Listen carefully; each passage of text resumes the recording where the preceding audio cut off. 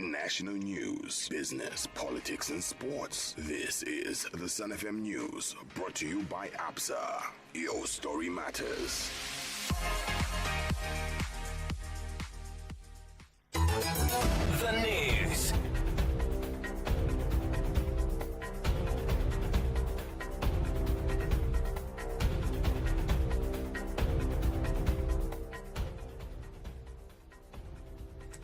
Hello, my name is Ndekazi Lungu. Thank you for joining us. The news headlines. President Hakainde Hichilema has reaffirmed Zambia's dedication to the International Conference on the Great Lakes Region, ICGLR.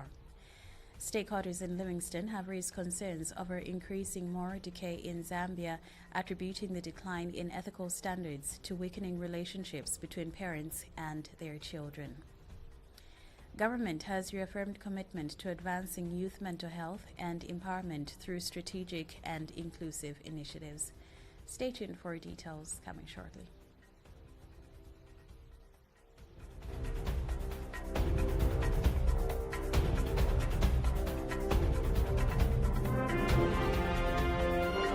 The news, 88.5 Sun FM.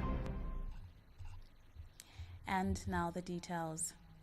President Hakainde Hichilema has reaffirmed Zambia's dedication to the International Conference on the Great Lakes Region, ICGLR. Mr. Hichilema says it is vital that member states establish a clear connection between the governance of mineral exploitation and the promotion of human rights, ensuring that neither is compromised by insecurity. The president implored member states to commit to collaborating effectively, translating the resolutions of the meeting into actionable frameworks, transparent management of mineral resources, which can foster a safer environment for all and promote value addition and youth employment. Zenis reports that the president said this in a speech read on his behalf by Minister of Mines and Minerals Development Paul Kabuswe at the ICGLR Extraordinary Meeting of Ministers in charge of mines, with a focus on addressing the illegal exploitation of minerals in the Great Lakes region in Lusaka. President Hichilema noted that the ongoing conflicts in eastern DRC, Sudan, and South Sudan are all sources of worry for Zambia and the region, adding that Zambia is confident that with the recent Eastern Africa Community and Southern Africa Development Community in the DRC. Mr. Hichilema said it is in this regard that Zambia has offered to provide the Levi Mwanawasa Center for Democracy and Good Governance in Lusaka with extra office space.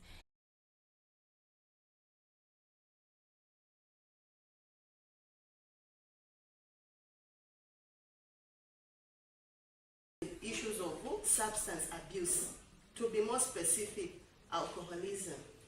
So we invited the parents so that we can help each other to mold the character of this learner. To our disappointment, because the parent is not there in the life of the child, is absent in the class. We now take a break and return with more news after the break.